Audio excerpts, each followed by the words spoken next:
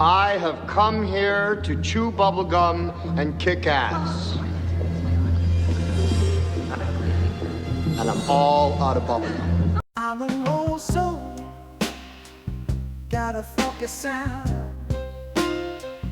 Gonna sing a song, turn the world around. What's going on, everybody? Dr. Vasquez coming to you live at the end of April 2025. And I'm going to do a quick spontaneous video right now. You're watching it happen. And the reason I'm doing this is because I'm a little bit pissed that I see so much carrageenan in so-called modern foods, you know. So last month, for example, I was in Mexico, and much to my surprise, I saw a lot of junk food in Mexico, like beyond what I could have imagined, basically. So, for example, one time we stopped. We were in a bus, and we stopped for a bathroom break. And the place where we stopped, I guess it was a gas station, and it was just full of garbage food. And so I progressively, over the last couple of weeks, have become sensitive to this topic. Not like I wasn't sensitive to it before, but it's kind of back on my radar, I guess. The other thing that pissed me off, and I know a lot of you are surprised that I could actually get pissed off at something, but it does happen. But actually, it was just this week. I went down to a little cafe for breakfast, and I wanted some milk at home just to make coffee.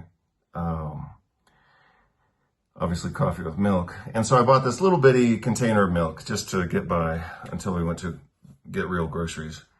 And I always read labels, of course, but I assumed that this that this little container of milk was going to be benign. But hell no, it had carrageenan in it. So that's what kind of pissed me off. And then today we actually went grocery shopping, and of course I had to spend a lot of time reading labels. Not because I like reading labels, but because I've become, again, sensitized to this thing about all of our food being just loaded with unnecessary chemical garbage. So again, part of that came up while we were in Mexico, because just like in Argentina, the food is impressively adulterated. And I think that that's obviously not done by consumer choice. I think it's political.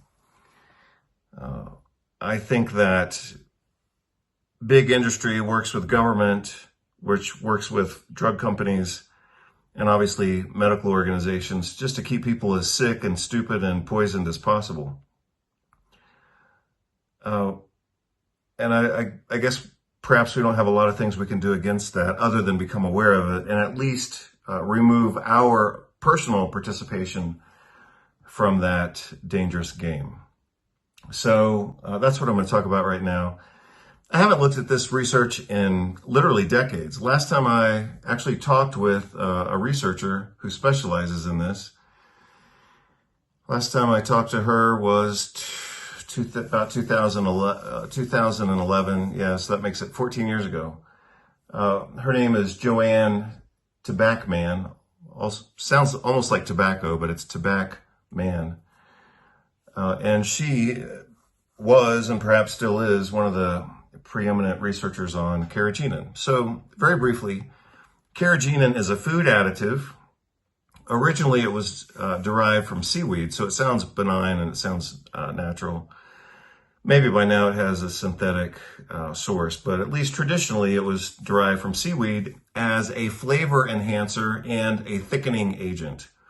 So that's why you see it added to like soy milk and almond milk, and even apparently now even natural milk.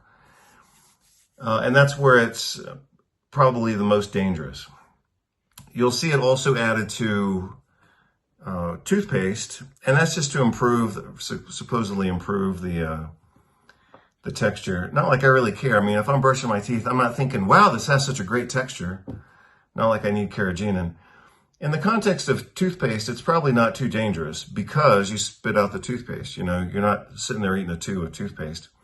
But a lot of people, of course, are drinking a lot of almond milk, rice milk, soy milk. And like I said, even normal milk now has carrageenan in some cases. So again, it's a so-called flavor enhancer and thickening agent, which means it's used as kind of a texturizer. And that's the excuse for using it. The problem with carrageenan, the three main problems that you want to keep in mind for carrageenan,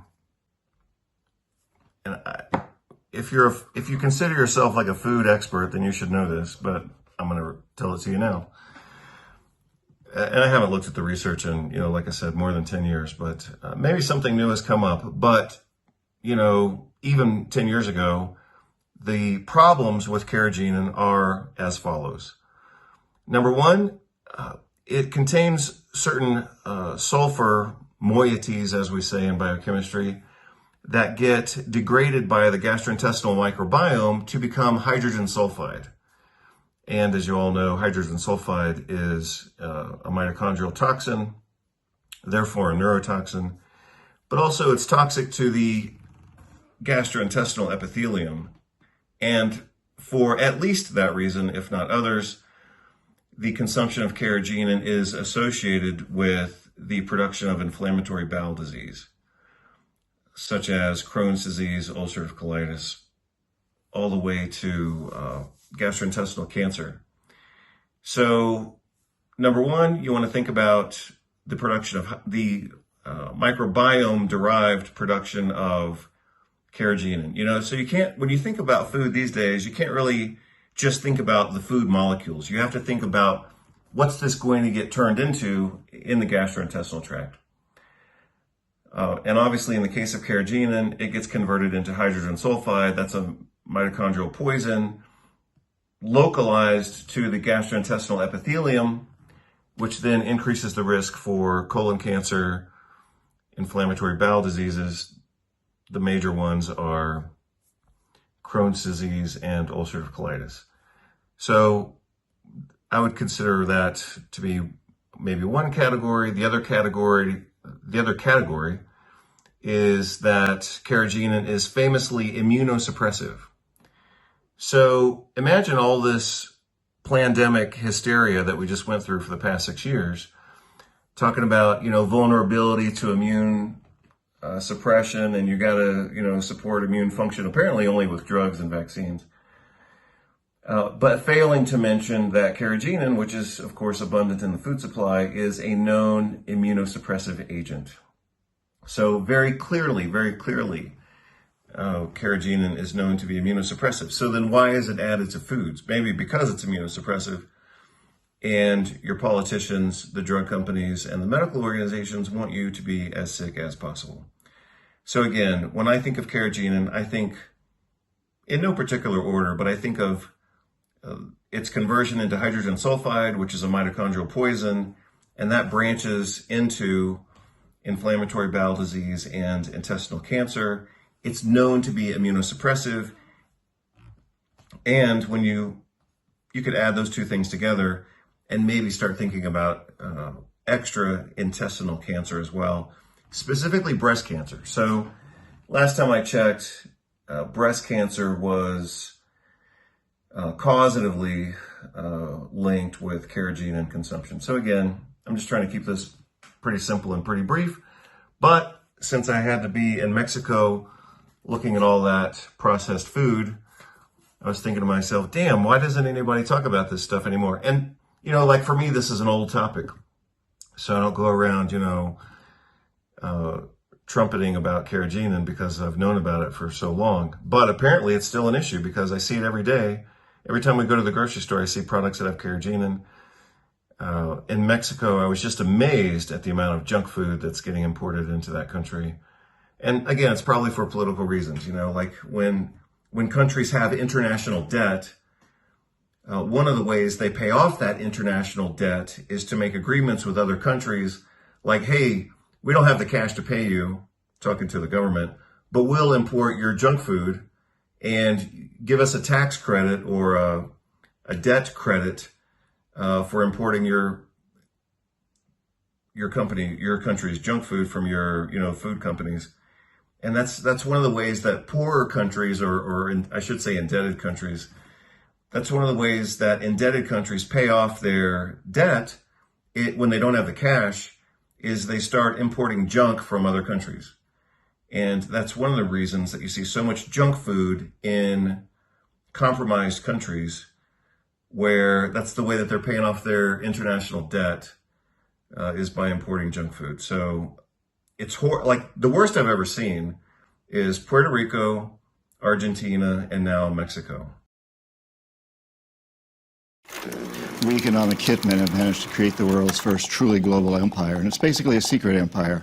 We do it many ways, but principally we identify a country that has resources our corporations covet, like oil, arrange a huge loan to that country from the World Bank or one of its sisters. The money never actually goes to the country. It goes to our own corporations to build big infrastructure projects in that country that help a few very wealthy people, but don't benefit the majority of the people who are too poor to buy electricity or have cars to drive on the highways, and yet they're left holding a huge debt that they can't repay. So we go back at some point and say, you know, you can't pay your debts. Give us a pound of flesh. Sell your oil real cheap to our oil companies. Vote with us on the next critical UN vote. Allow us to build a military base in your backyard. Something along these lines. And when we fail, the jackals go in and either overthrow or assassinate these leaders. And if the jackals fail, as they did in Iraq, then we send in the military. I don't think the failure is capitalism. I think it's a specific kind of capitalism where we've created what I consider a mutant viral form of capitalism. And this mutant form of capitalism, which I think is really a predatory form of capitalism, has created an extremely unstable, unsustainable, unjust, and very, very dangerous world.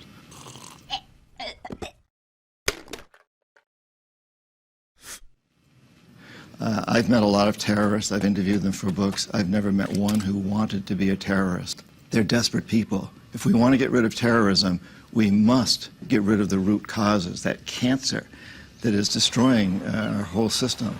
Because I think it's really important that we understand today we cannot have homeland security unless we understand that the whole planet is our homeland.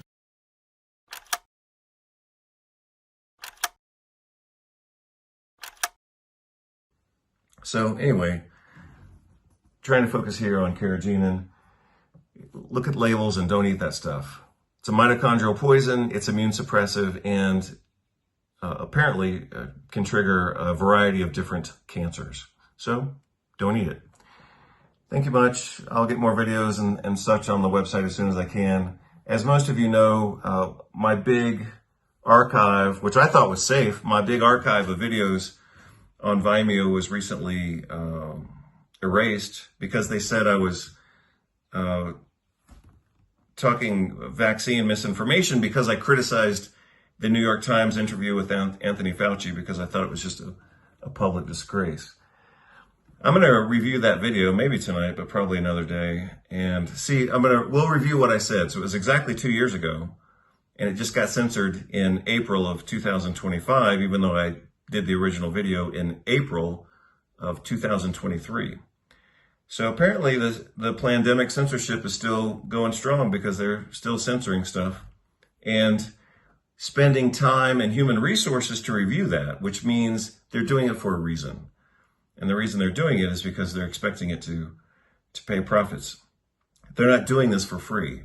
They're doing this as business people looking for ways to corral public opinion in a way that's going to pay them profits. They're not wasting their money doing this. They're doing it. They're spending the money and human resources now because they're planning another pandemic.